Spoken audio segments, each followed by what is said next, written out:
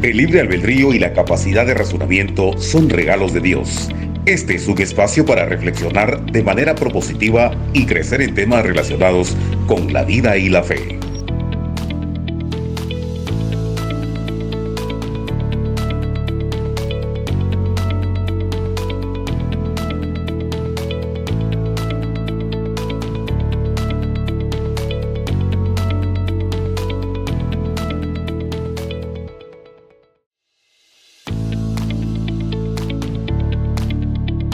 Escudriñadlo todo y retened lo bueno.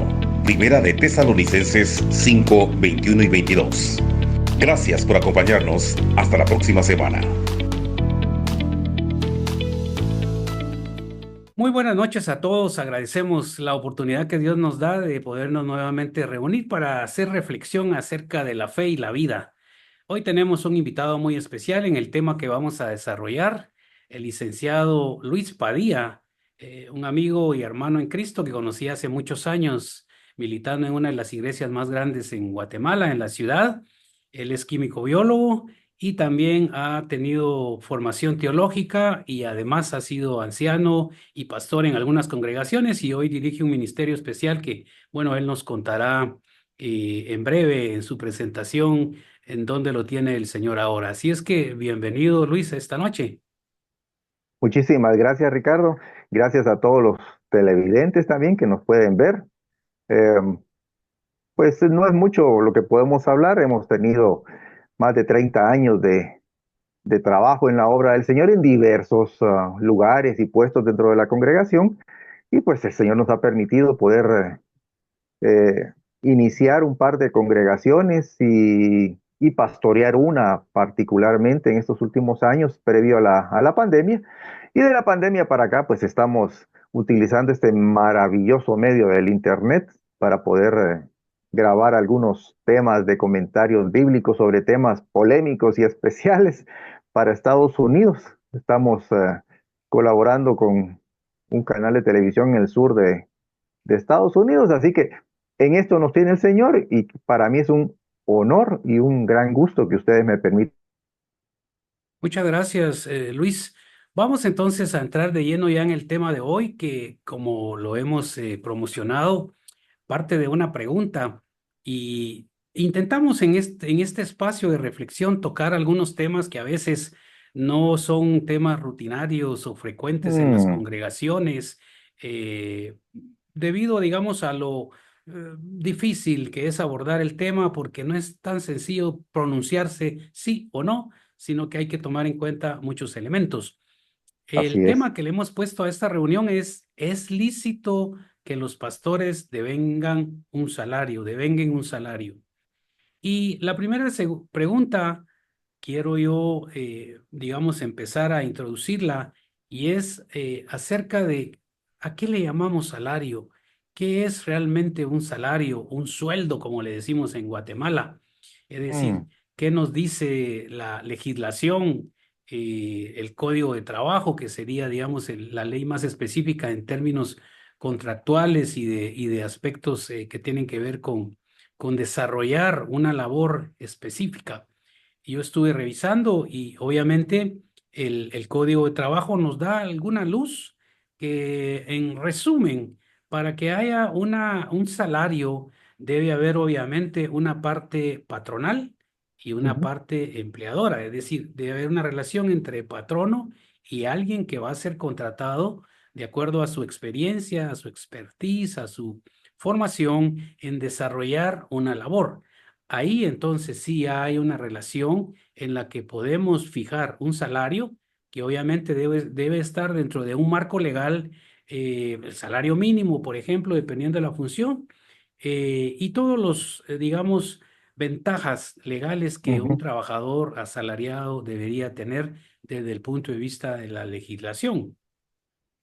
Sin embargo, entendemos que cuando hay, digamos, una relación de tipo contractual que se vincula con el ejercicio de una, vamos a llamarle así, una profesión, en el caso de un pastorado, en el caso de alguna acción específica directa, ya sea a tiempo completo o a tiempo parcial, ujú, en los caminos de Dios, en dirigir una congregación, en el tener alguna función específica, ya sea como pastor principal o como pastor asociado o en algún ministerio específico a tiempo completo o tiempo parcial, la pregunta es si siendo la obra de Dios debería haber un salario. Y eso es lo que vamos a desarrollar un poquito hoy, la temática. Eh, en resumen, el pago que los pastores reciben como salario, si aplica, otra de las preguntas o subpreguntas que surgen es, ¿debería estar exento de impuestos? ¿Qué beneficios y responsabilidades asume el pastor? ¿Existe un contrato de trabajo formal o solo se da bajo una dinámica de vocación, de llamamiento, de nombramiento de un consistorio, de una iglesia, por Ujú. ejemplo, de un cuerpo de ancianos o de la misión que nombra y envía? Es decir, ¿qué pasa alrededor de todo esto? Entonces, nos gustaría escuchar, Luis, tu, digamos, experiencia en el pastorado. ¿Cuáles son realmente las funciones de un pastor?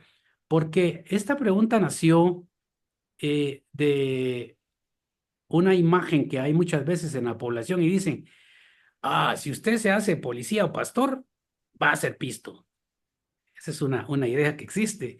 Y la otra es, no, que los pastores trabajen, que no trabajan y solo sacándole dinero a los hermanos.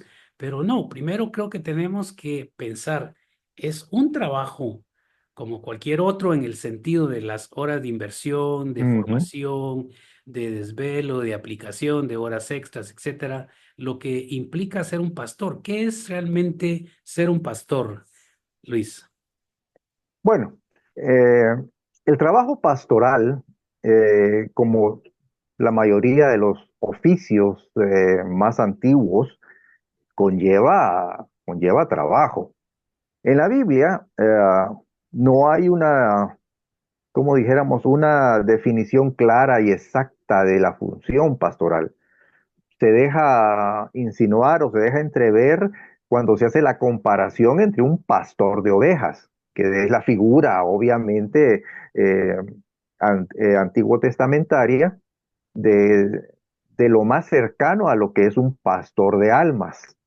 El pastor de ovejas, y la mayoría pues, sabemos lo que es un pastor, es aquel que está al cuidado de las ovejas, al cuidado de ovejas, ganado, lo que sea, vela por ellas, las protege de peligros inminentes, las defiende cuando es necesario de depredadores, las cura, las alimenta.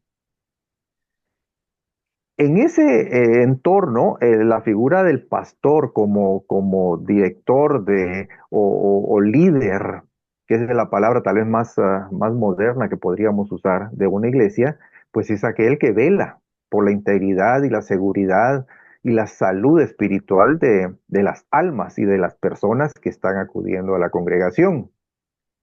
El trabajo pastoral es uno de los trabajos menos apreciados y quizás si nos vamos al otro extremo, es uno de los trabajos también de los cuales se ha abusado más.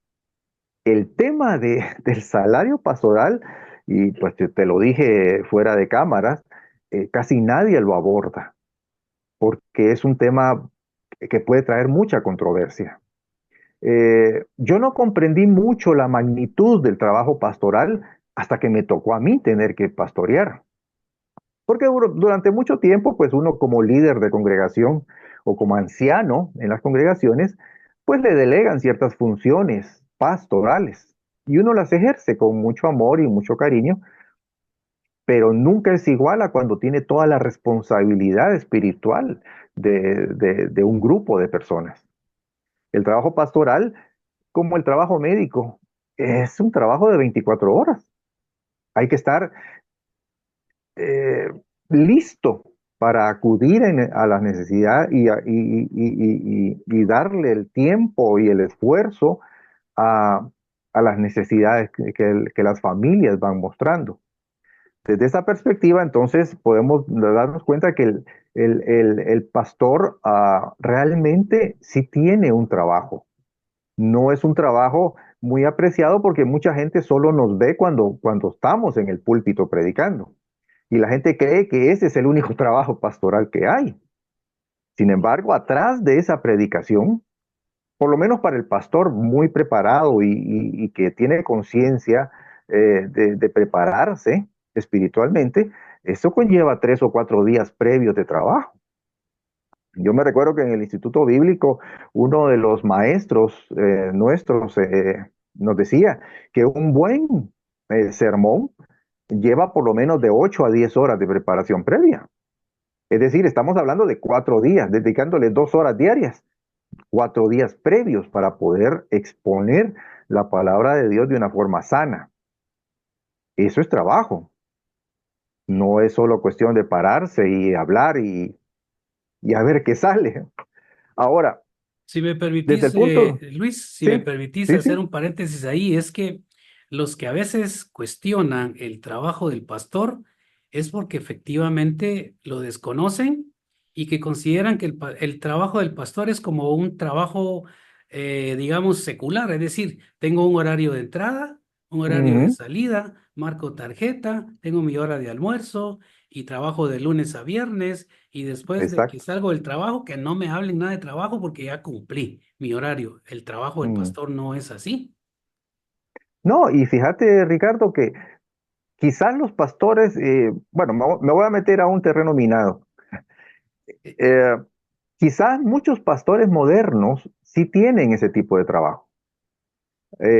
Hay mucho pastor que no tienen la vocación pastoral. El pastor que tiene la vocación pastoral no descansa. Tú puedes recibir llamadas a medianoche de alguien que está pasando por una crisis de ansiedad o que está pasando por una crisis depresiva muy fuerte y hay que atenderla. Hay, hay, eh, ah, hay momentos en los que el pastor incluso tiene que sacrificar tiempo familiar para poder atender las necesidades de una oveja, hablando obviamente en sentido muy figurado, pues, pero sí es un trabajo de 24 horas. Desde esa perspectiva, entonces, tenemos que entender que sí tiene derecho a una retribución, porque el trabajo pastoral requiere mucho esfuerzo mental y físico, y obviamente espiritual, para poderlo desarrollar a cabalidad.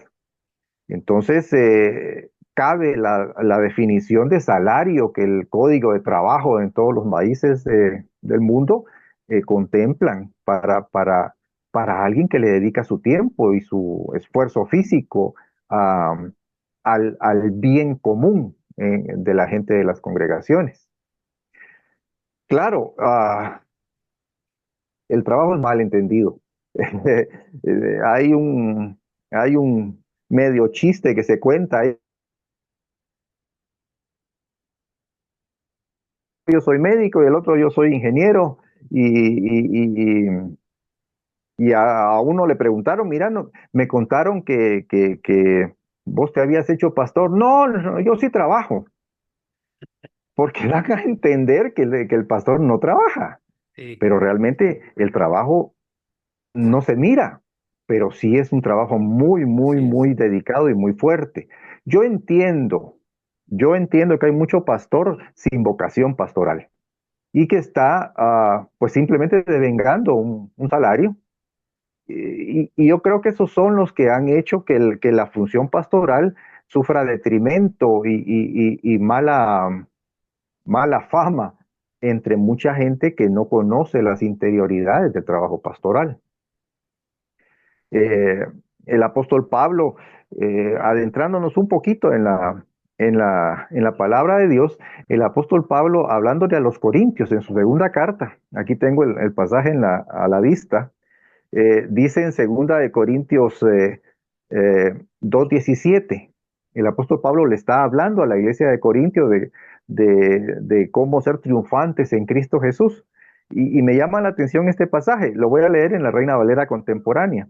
Y dice así, nosotros, dice Pablo, no somos como muchos que negocian con la palabra de Dios, sino que hablamos de Cristo con sinceridad, como enviados por Dios, y en la presencia de Dios. Es decir, desde esa época ya había gente que negociaba con la palabra de Dios. Hay una versión, no me recuerdo si es la Biblia de las Américas, eh, que en lugar de, que dice muchos que negocian con la palabra, creo que la Biblia de las Américas dice, hay muchos charlatanes. Me llamó la atención, porque estamos hablando de un manuscrito que ya casi va a cumplir 2000 años de haber sido escrito. Ya desde entonces existía gente que no tenía realmente la vocación pastoral y que simplemente se dedicaban a predicar la palabra con fines de lucro.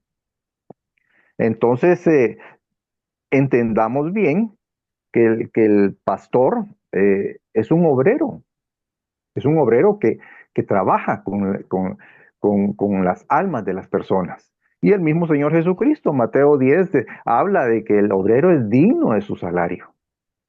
Para el Señor Jesús y para los discípulos, pues no era extraño que un pastor de almas, pues también ganase un salario como ganaba un pastor de ovejas en su época.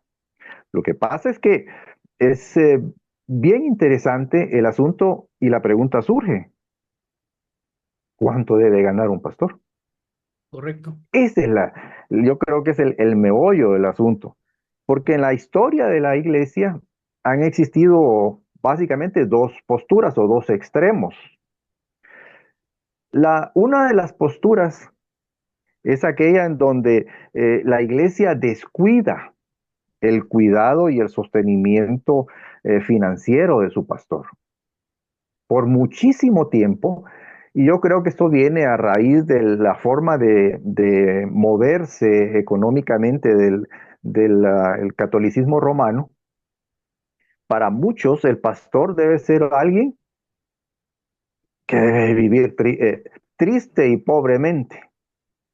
Como que a veces igualamos la pobreza con la humildad. Y la humildad es una virtud. La pobreza es un estado financiero.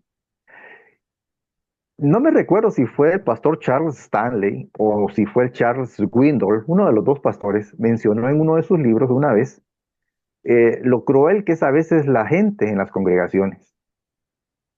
Y dice que la oración de un grupo de ancianos en una congregación era, Señor, te pedimos que mantengas a nuestro pastor humilde, que le des un corazón de servicio. Nosotros nos encargamos de mantenerlo pobre. Porque mucha gente piensa que el pastor tiene que ser alguien pobre. Y entonces, ese es un extremo. Aquellas iglesias es donde el pastor es descuidado en cuanto a no retribuirle eh, justamente por el trabajo que le está dedicando a la obra.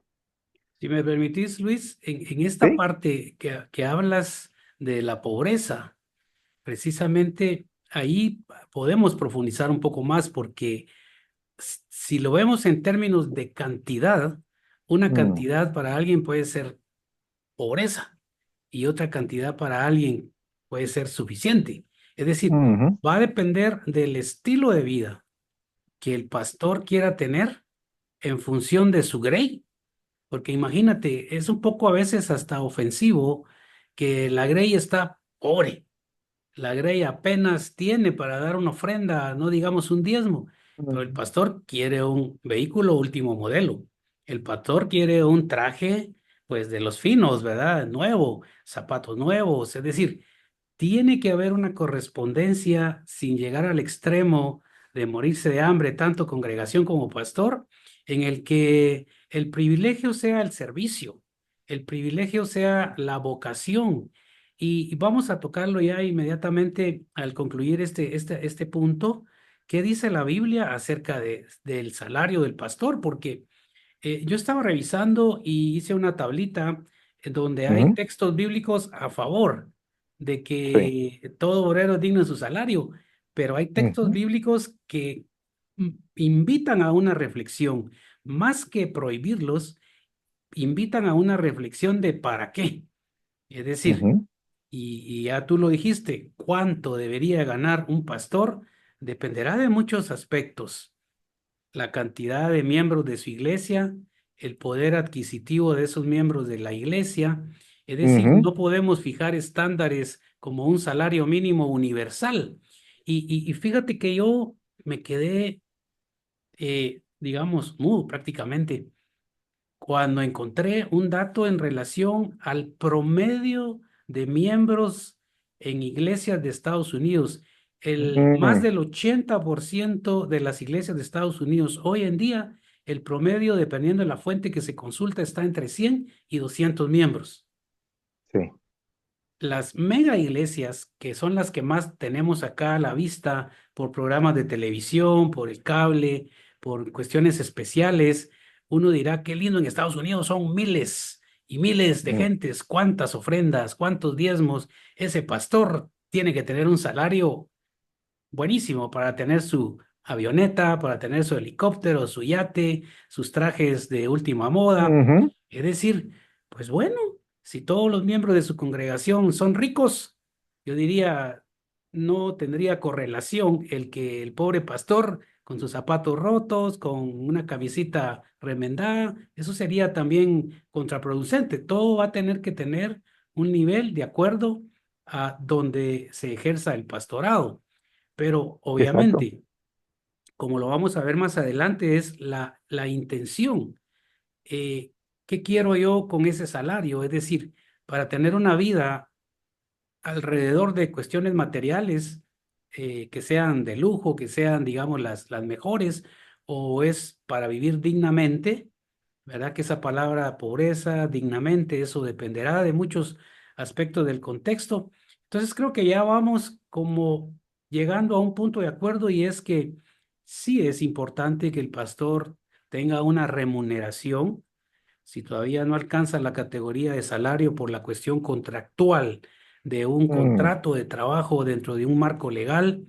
Y también estaba revisando cómo es que se financian otras religiones, y encontré que, por ejemplo, el cristianismo, si ahí metemos principalmente el protestantismo, hay una dependencia alta del financiamiento de diezmos, de ofrendas y algún tipo de variedad en la compensación a pastores, ofrendas especiales, ujú, por ejemplo.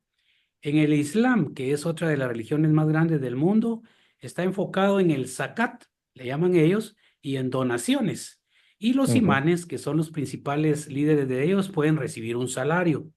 El judaísmo está financiado principalmente por donaciones de miembros.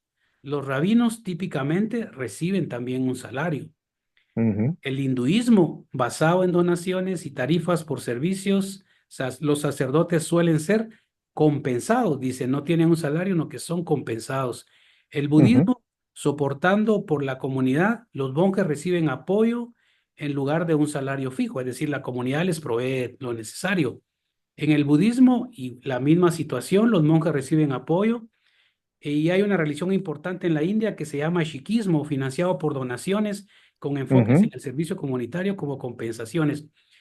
El nivel, digamos, de complejidad de este tema dentro de nuestra organización cristiana y para otras religiones es precisamente que no es una actividad productiva, ¿verdad? No es una actividad de una fábrica que produce un bien o un servicio, sino que es más que todo un trabajo en el área espiritual, en el área almática, donde esos deberes y esos haceres realmente cambian los roles, los perfiles, pero sí estamos comprendiendo que diezmar, ofrendar, ayudas especiales son lícitas, porque obviamente nacen de un corazón agradecido que quiere de alguna manera darle gracias a Dios y apoyar la obra, ¿verdad? Para que otros tengan la oportunidad también de conocer la verdad, y que nuestros pastores y nuestros líderes realmente no estén en penurias.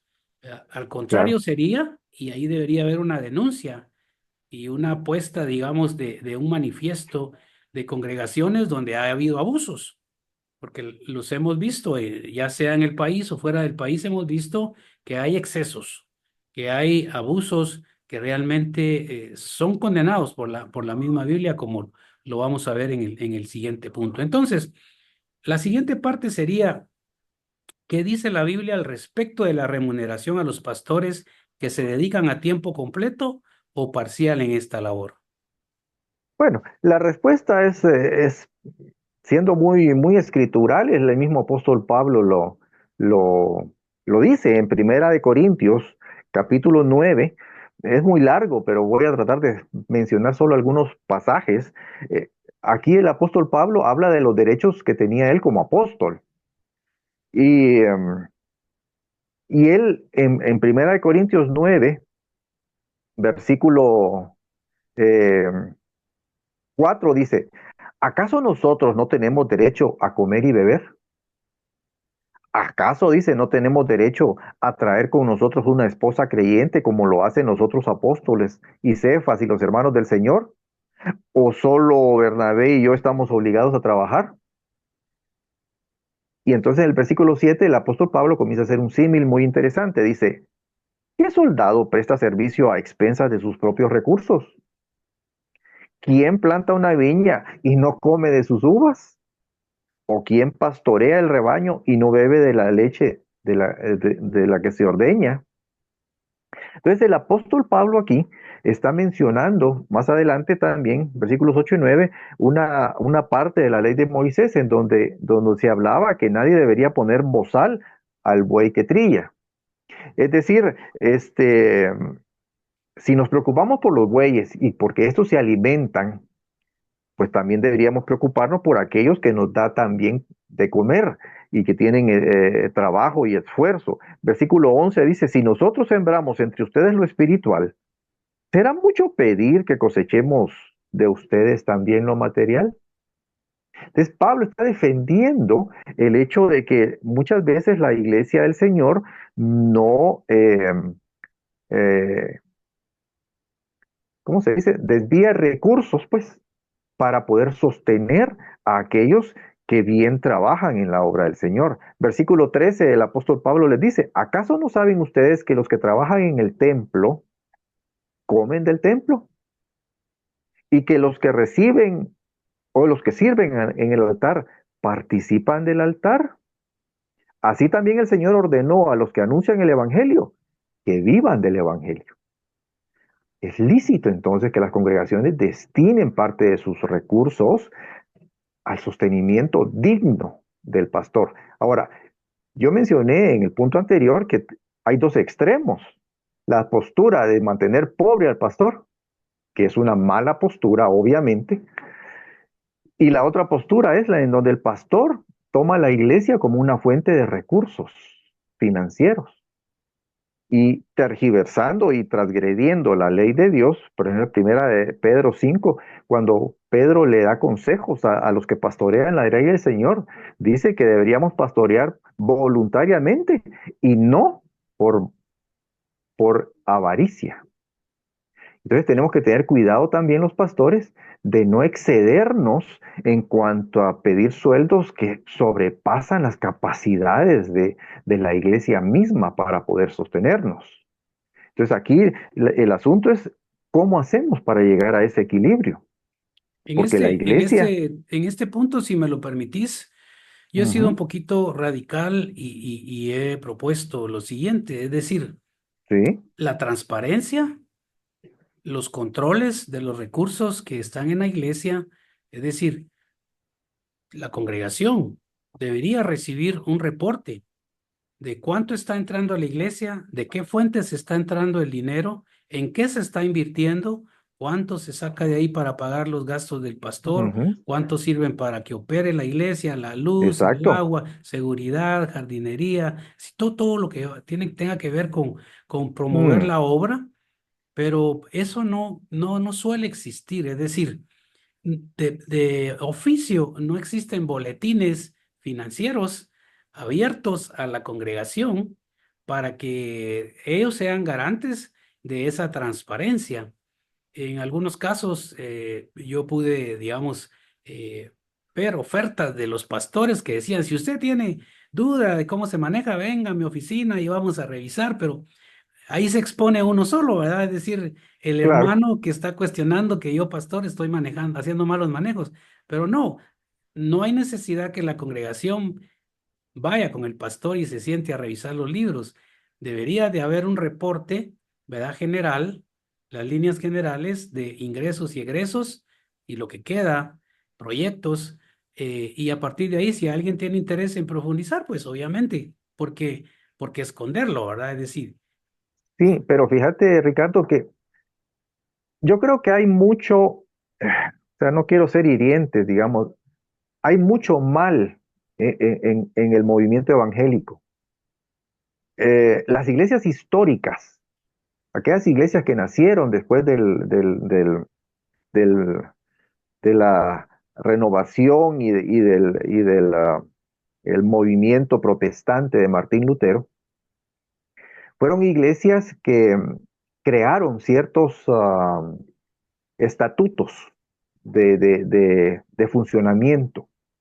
Eh, Son iglesias que tienen muy ordenado ese asunto financiero.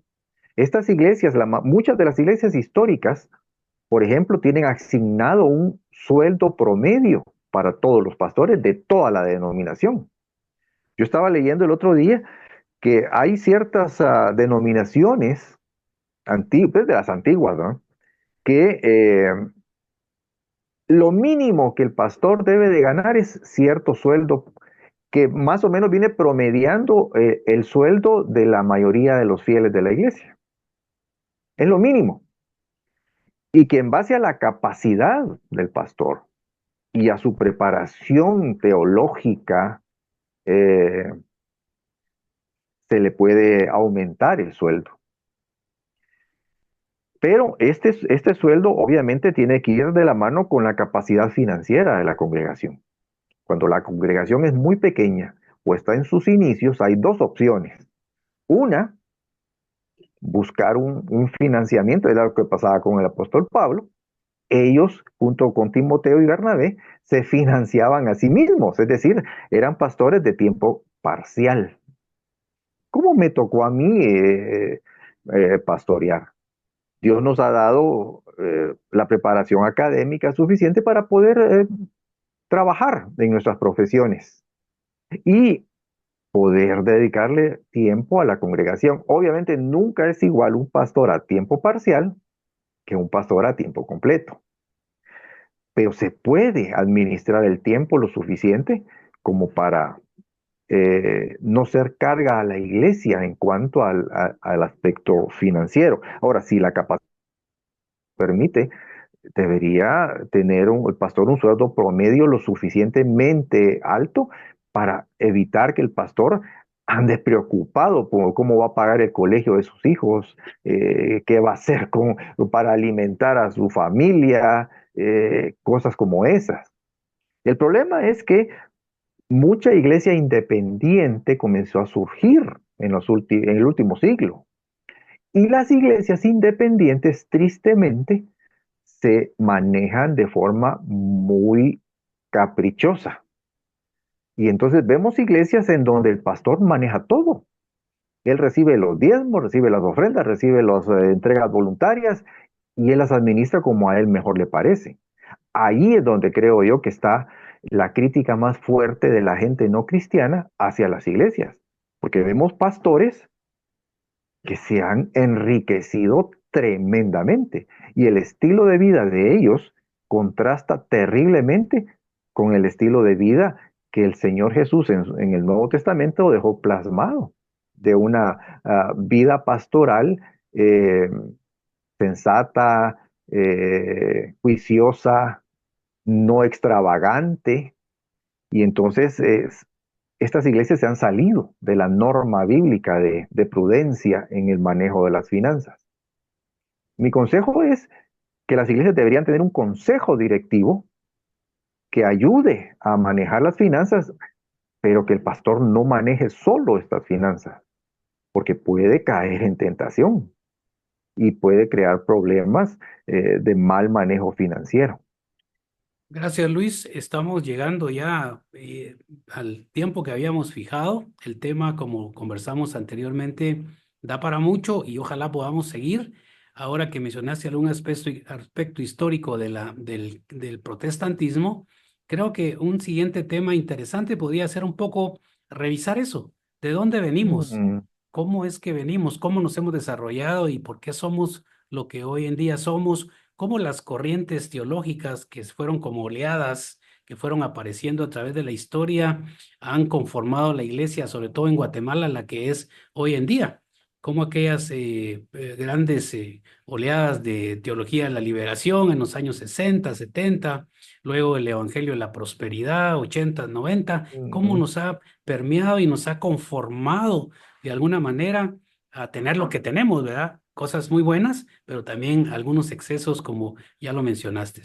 Yo quiero cerrar con Primera de Pedro, capítulo 5, versículo 2 y mm, 3 de la Nueva Versión Internacional, que dice: apacienta la grey de Dios que está entre ustedes, ujú, cuidando de ella no por fuerza, sino voluntariamente, como Dios quiere, no por lucro deshonesto, sino con deseos sinceros, no como teniendo señorío sobre los que están a su ujú, cuidado, sino siendo ejemplos de la grey. Y la mayordomía y la administración de un pastor deben ir en esa consonancia. Entonces, pidámosle a Dios que nos ayude a que cada vez nuestro liderazgo y nuestra congregación de alguna manera despierte, ¿verdad? Y empiece también a presionar, a trabajar en el sentido de apoyar la transparencia, la cuentadancia, y que el pastorado y el liderazgo esté apegado a estos principios bíblicos que hemos tenido. sí. Te dejaría las Solo palabras de para, cierre, Luis, para cerrar el solo, programa. solo para terminar ese pasaje que mencionaste, Primera de Pedro 5:2, aquí en la Reina Valera contemporánea dice, pero háganlo, dice, de manera voluntaria y con el deseo de servir, y no por obligación, ni por el mero afán de lucro. Sí, Entonces, ahí está creo la que clave. ahí tenemos que pedirle al Señor que nos rodee de gente que nos ayude también a hacer todo con claridad y poder entregarle cuentas a la grey del Señor, Así es. sabiendo que ellos van a velar por sus pastores, eh, tratando de mantenerlos bien y tranquilos, sin que tengan que estarse preocupando más que por la palabra del Señor y ministrar en oración. Amén. Le agradecemos a usted su atención el día de hoy a este tema. Vamos a continuar con otros temas que anunciaremos con la antelación necesaria.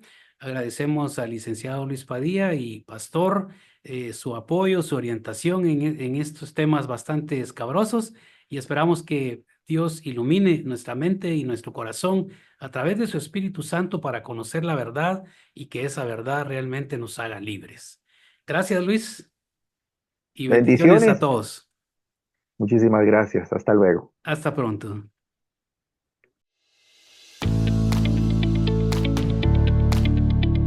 Escudriñadlo todo y retened lo bueno. Primera de Tesalonicenses 5, 21 y 22. Gracias por acompañarnos. Hasta la próxima semana.